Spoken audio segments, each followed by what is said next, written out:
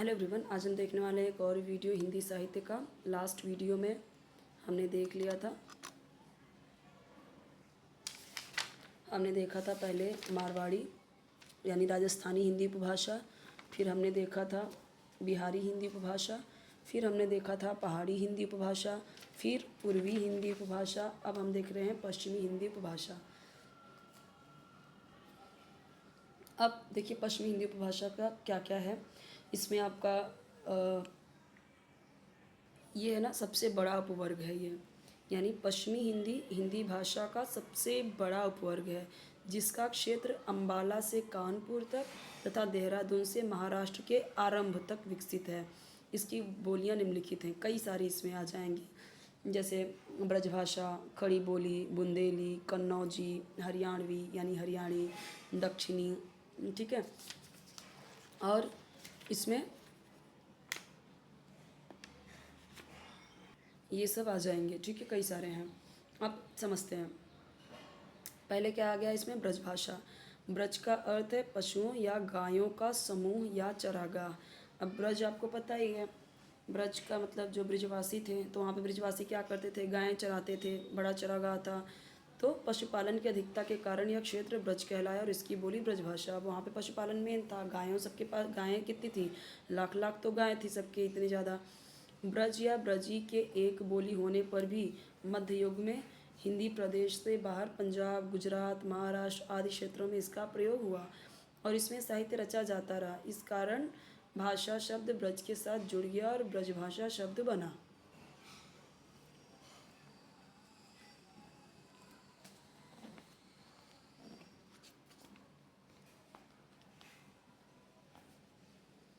इस बोली का आरंभिक रूप यानी ब्रजभाषा का आरंभिक रूप आदिकालीन साहित्य में पिंगल तथा मध्यकाल में भाखा नाम से मिलता है। भाखा कैसे आया, वो भाषा से ही भाखा आया। बहुत सारे लोग षटकोण वाले श को ख भी बोलते हैं, ठीक है। तो उससे ही क्या किया, जैसे वर्षा होती ना, वर्षा को बाद में लोगों ने बरखा कर दिया, ठीक है। तो वैसे ही भाषा को भाखा कर दिया, यानी उस षटकोण वाले श को ख बना दिया गया।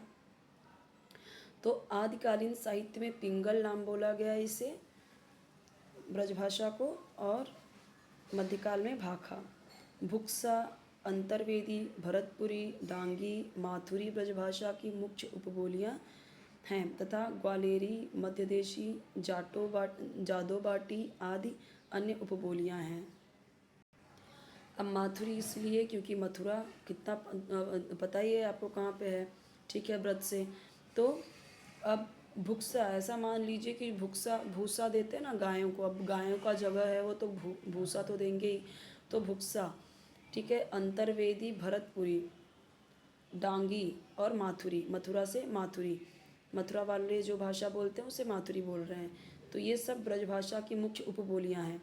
और क्योंकि ग्वाल बाल है वहाँ पे, तो इसलिए ग्वाल, तो ग्वाल से ग्वालेरी, मध्यदेशी, जादोबाटी, ये सब के सब उपबोलियां हैं। 1354 ईस्वी में सुधीर अग्रवाल द्वारा रचित प्रद्युम्न चरित, तो 1354 में सुधीर अग्रवाल ने क्या लिखा है, प्रद्युम्न चरित ब्रजभाषा की प्राचीनतम ज्ञात कृति मानी जाती है। प्राचीनतम है ना, 1354 का है ये लिखा हुआ।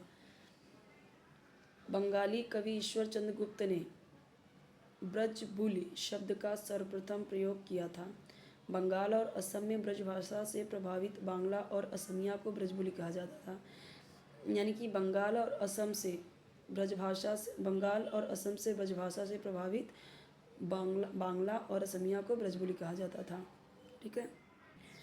अब इसका मतलब समझिए, जो बंगाल है, बंगाल में और आसाम में भी, ठीक है, ब्रजभाषा से प्रभावित, जो बंगाल की भाषा में थोड़ा थोड़ा ब्रजभाषा मिलने लगी, असम की भाषा में उसमें ब्रजभाषा का भी इफेक्ट दिखने लगा, ब्रजभाषा के कुछ बोल उसमें आने लगे, कुछ वर्ड्स आने लगे, ठीक है, उच्चारण आने लगे। तो इसीलिए तो बांग्ला और असमिया को भी ब्रजबुलि कहा जाने लगा। क्यों ब्रजबुलि कहा जाने लगा, क्योंकि इसमें ब्रज की भाषा आ गई दोनों में, बंगाल में भी असम में भी।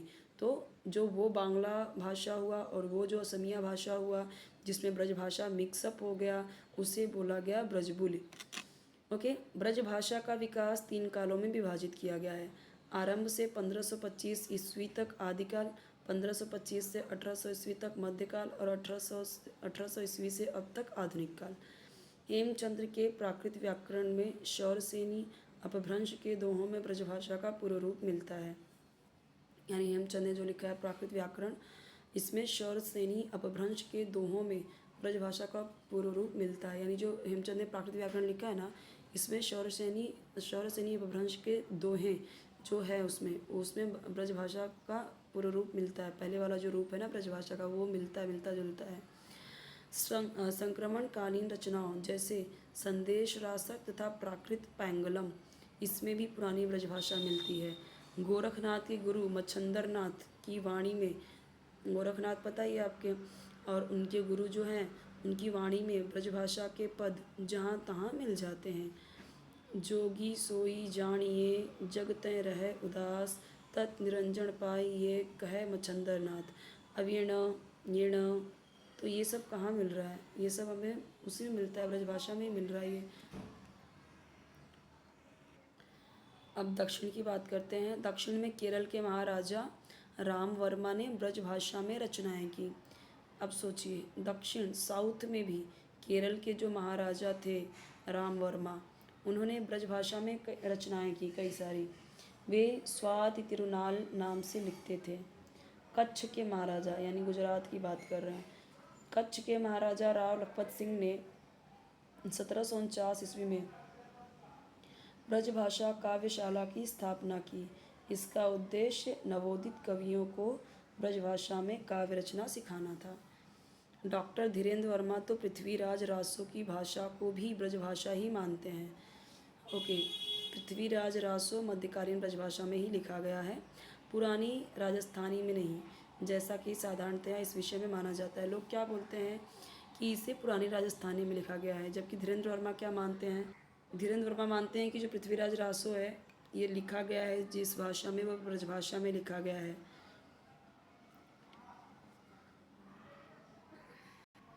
खड़ी बोली पे आते हैं। ये भी पश्चिमी हिंदू भाषा का दूसरा है, ठीक है। पहला क्या था? ब्रजभाषा, दूसरा खड़ी बोली।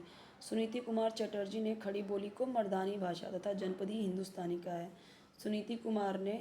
सुनीति, ठीक है, ऐसे कोरिलेट कीजिए। सुनीति की लड़की का नाम है सुनीति, ठीक है, तो मर्दानी, इसीलिए उन्होंने अपने पक्ष की बात की है, ऐसा मान के चलिए, ताकि लर्न करने के लिए। इन्होंने क्या नाम दे दिया गया है उसे? हिंदुस्तानी, जनपदी हिंदुस्तानी, मर्दानी, ये उन्होंने नाम दिया। मर्दानी भाषा तथा जनपदी हिंदुस्तानी कहा। ग्रियर्सन ने खड़ी बोली को देशी हिंदुस्तानी अथवा वर्नाक्युलर हिंदुस्तान की संज्ञा दी है। महामती प्राणनाथ ने खड़ी बोली के नवीन रूप को सर्वप्रथम हिंदुस्तानी की संज्ञा दी। बीम्स, सुनीति कुमार चटर्जी, धीरेन्द्र वर्मा आदि भाषा वैज्ञानिकों के अनुसार खड़ी बोली का आधार कौरवी है, ठीक है। ये बीम्स, सुनीति, धीरेन्द्र, इनके अनुसार ये भाषा वैज्ञानिक है, और इन्होंने खड़ी बोली को का आधार किसे माना है? कौरवी। अब खड़ी बोली मानक हिंदी का आधार कोलबुक, जो कोलबुक है, इन्होंने ना कन्नौजी को माना। कोलबुक ने किसको माना? कन्नौजी, कोलबुक कन्नौजी। इन्होंने क्या बोला कि ये जो खड़ी बोली का हिंदी है ना, इन्होंने बोला कन्नौजी से आया है। स्टाविक तथा मोहम्मद हुसैन ने ब्रजभाषा को माना। स्टाविक और मोहम्मद हुसैन ने ब्रजभाषा को माना कि ब्रजभाषा से आया है खड़ी बोली, और मसूद हसन खान ने हरियाणी को माना है, यानी हरियाणवी को। तो यहाँ पे अलग अलग लोग अलग अलग अपना मत दे रहे हैं।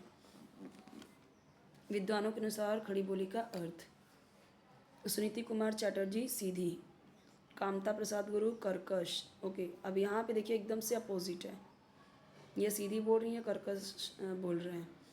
अब्दुल हक गंवारू, गिलक्राइस्ट मानक्या पर निष्ठित, किशोरीदास वाजपेयी